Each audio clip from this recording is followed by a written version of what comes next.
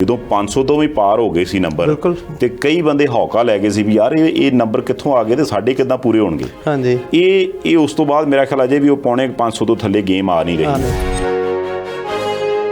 6 category ਬਣਾਈਆਂ ਹੈਗੀਆਂ ਜੀ, ਉਹਨਾਂ ਦੇ ਬੇਸਿਸ ਤੇ ਜਿਹੜੇ ਹੈਗੇ ਆ ਡਰਾ ਕਰਨੇ ਹੈਗੇ ਆ, ਉਹਦੇ ਬੇਸਿਸ ਤੇ ਡਰਾ ਦੇ ਵਿੱਚ ਕਾਫੀ ਚਾਂਸਸ ਆ ਵੀ ਤੁਸੀਂ ਇਮੀਗ੍ਰੇਸ਼ਨ ਲੈ ਸਕੋਗੇ। ਪੁਆਇੰਟ ਸਿਸਟਮ ਜਿਵੇਂ ਅੱਗੇ ਆਪਾਂ ਜਾਂਦੇ 500 ਕਰਦਾ ਜਾਂ 485 ਰਹਿੰਦਾ ਹੈਗਾ, ਉਹ ਨਾਲ ਪੁਆਇੰਟ ਜਿਹੜੇ ਆ ਉਹ ਵਾਕਈ ਘਟਣੇ ਹੈਗੇ ਆ। LMIA ਇੱਕ ਕਨਵੀਨੀਅੰਸ ਬਣਾ ਦਿੱਤੀ ਹੈ ਵੀ ਕੈਨੇਡਾ ਦੀ ਇਮੀਗ੍ਰੇਸ਼ਨ ਲੈਣ ਵਾਸਤੇ। ਇਹਦੇ ਵਿੱਚ ਹੁਣ ਮੈਂ ਇਹਦੇ 'ਚ ਕਲੀਅਰ ਦੱਸਦਾ, ਇੱਦਾਂ ਵੀ ਹੋਇਆ ਹੈਗਾ ਜੀ LMIA ਬਹੁਤ ਇੰਡਸਟਰੀ ਕਿਉਂਕਿ ਇੰਨੀ ਮਾੜੀ ਹੋ ਚੁੱਕੀ ਹੈ, ਨਕਲੀ LMIAs ਵਿਕੀਆਂ। ਉਹਦੇ ਵਿੱਚੋਂ ਕਈ ਇੱਦਾਂ ਦੀਆਂ ਹੁੰਦੀਆਂ ਨੇ ਜਦੋਂ ਬੰਦਿਆਂ ਨੇ ਵਰਕ ਪਰਮਿਟ ਲਾਉਣਾ ਉਦੋਂ ਉਹਨਾਂ ਨੂੰ ਪਤਾ ਉਹਨਾਂ 'ਤੇ ਬੈਨ ਲੱਗ ਜਾਂਦਾ 5 ਸਾਲ ਦਾ ਵੀ, ਕਿਉਂਕਿ ਉਹਨਾਂ ਨੇ ਫੋਟੋ ਕਾਪੀ ਕਰਕੇ ਭੇਜਤੀਆਂ ਹੈਗੀਆਂ। ਤੇ ਪਰ ਇਹਦਾ ਮਤਲਬ ਉਹ ਜਿਹੜਾ ਪਿਛਲੇ ਦਿਨੀ ਆਪਣੇ ਨਿਆਣੇ ਵੀ ਇੱਥੇ 600-700 ਵਿਚਾਰਾ ਰੁਲਦਾ ਫਿਰਦਾ, ਉਹਨਾਂ ਨੂੰ ਜਿੱਦਾਂ ਉਹ ਨਕਲੀ ਲੈਟਰ ਦੇ ਦਿੱਤੀ ਸੀਗੀ ਦਾਖਲੇ ਵਾਲੀ, ਉਸੇ ਤਰ੍ਹਾਂ ਇੱਕ ਨਕਲੀ LMIA ਦੇ ਦਿੱਤਾ। ਬੰਦਾ ਮੰਨ ਲਓ ਆ ਵੀ ਗਿਆ ਤੇ ਕੱਲ ਨੂੰ ਉਹਦੇ ਗਲ ਪੈ ਜਾਣਾ ਸਾਰਾ ਕੁਝ। ਨਹੀਂ ਬੰਦਾ ਆਇਆ ਨਹੀਂ ਜੀ, ਬੰਦਾ ਆ ਗਿਆ ਤਾਂ ਫਿਰ ਵੀ ਚਲੋ ਇਹ ਆ ਵੀ ਕੈਨੇਡਾ ਪਹੁੰਚ ਗਿਆ ਕਿਸੇ LMIA ਦੇ, ਉਦੋਂ ਪਹਿਲਾਂ ਨਕਲੀ ਹੀ ਦੇਤੀ, ਨਾਲੇ 5-10 ਲੱਖ ਰੁਪਈਆ ਲੈ ਲਿਆ, ਨਾਲੇ ਅਗਲਾ 5 ਸਾਲ ਹੀ ਬੈਨ ਕਰ ਲਿਆ। ਐਨੀ ਵੀ LMIA ਲੈ ਲਈ ਤੁਸੀਂ, ਕੈਨੇਡਾ ਦੀ PR ਲੈ ਲਈ। ਆਮ ਤੌਰ ਤੇ ਹੁਣ ਇੰਨਾ ਮਾੜਾ ਹਾਲ ਹੋਇਆ ਪਿਆ ਜੀ, ਉਹ ਕਹਿੰਦੇ ਵੀ ਜੇ ਕੋਈ ਕਲਾਇੰਟ ਆਵੇ ਉਹਨੂੰ ਸੀਟ ਤੇ ਬੈਠੇ ਨੂੰ ਸਿਟੀਜ਼ਨ ਬਣਾ ਦਿਓ। ਆਮ ਤੌਰ ਤੇ ਮੈਂ ਸਟੂਡੈਂਟਸ ਨੂੰ ਕਹਿਣਾ ਖਾਸ ਕਰਕੇ ਆਪਣੇ ਜਿਹੜੇ ਨਾਰਥਰਨ ਇੰਡੀਆ ਤੋਂ ਸਟੂਡੈਂਟ ਆਉਂਦੇ ਆ ਵੀ ਟ੍ਰੇਡ, ਕੈਨੇਡਾ ਦੇ ਵਿੱਚ ਟ੍ਰੇਡ ਦੀ ਬਹੁਤ ਜ਼ਿਆਦਾ ਡਿਮਾਂਡ ਹੈਗੀ। ਮੋਟਰ ਮਕੈਨਿਕ ਦੇ ਵਿੱਚ ਜਾਓ, ਕਾਰਪੈਂਟਰ ਦੇ ਵਿੱਚ ਜਾਓ, ਬਹੁਤ ਜ਼ਿਆਦਾ ਇੱਦਾਂ ਦੀਆਂ ਚੀਜ਼ਾਂ ਹੈਗੀਆਂ ਜਿਨ੍ਹਾਂ ਦੀ ਪੇ ਵੀ ਬਹੁਤ ਵਧੀਆ ਹੈਗੀ ਜੀ, 35, 40, 50 ਡਾਲਰ ਤੱਕ ਪੇ ਹੈਗੀ ਆ। ਉਹਦੇ 'ਚ ਤੁਸੀਂ ਆਪਦਾ ਉਹ ਟ੍ਰੇਡ ਦੇ ਵਿੱਚ ਆਓ ਤਾਂ ਤੁਸੀਂ ਇਮੀਗ੍ਰੇਸ਼ਨ ਲੈਣੀ ਤੁਹਾਡੀ ਪ੍ਰੋਬਲਮ ਨਹੀਂ ਰਹਿ ਜਾਂਦੀ ਹੈਗੀ, ਕਿਉਂਕਿ ਡਿਮਾਂਡ ਬਹੁਤ ਆ।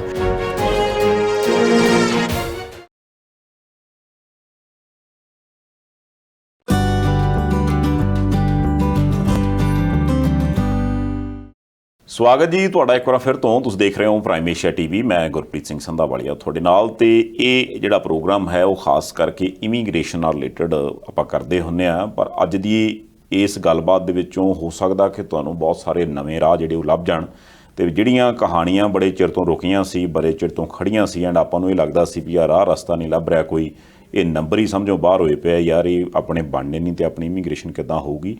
ਹੋ ਸਕਦਾ ਕਿ ਆ ਜਿਹੜੀ ਨਵੀਂ ਚੇਂਜ, ਬਿਲਕੁਲ ਲੇਟੈਸਟ ਚੇਂਜ ਦੇ ਉੱਪਰ ਆਪਾਂ ਗੱਲ ਕਰਾਂਗੇ ਅੱਜ, ਉਹ ਹੋ ਸਕਦਾ ਕਿ ਤੁਹਾਡੀ ਜਾਨ ਥੋੜੀ ਜਿਹੀ ਸੌਖੀ ਕਰ ਦੇਵੇ। ਆਪਣੇ ਨਾਲ ਇਸ ਵਕਤ ਹਰਕਿਰਨ ਗਰੇਵਾਲ ਜੀ ਨੇ, ਸਵਾਗਤ ਕਰਦੇ ਹਾਂ। ਗਰੇਵਾਲ ਸਾਹਿਬ ਬਹੁਤ ਬਹੁਤ ਸਵਾਗਤ ਤੁਹਾਡਾ। ਹਾਂਜੀ, ਮੇਰੇ ਵੱਲੋਂ ਸਾਰਿਆਂ ਨੂੰ ਪਿਆਰ ਭਰੀ ਸਤਿ ਸ਼੍ਰੀ ਅਕਾਲ। ਮੈਂ ਮਾਫੀ ਚਾਹੁੰਦਾ, ਕਾਰਨ ਇਹ ਆ ਵੀ ਸਾਰਾ ਦਿਨ ਲੀਡਰਾਂ ਦੇ ਨਾਂ ਲੈ ਕੇ ਅੱਧੇ ਕੁ ਨਾਂ ਉਹੀ ਦਿਮਾਗ 'ਚ ਹੁੰਦੇ।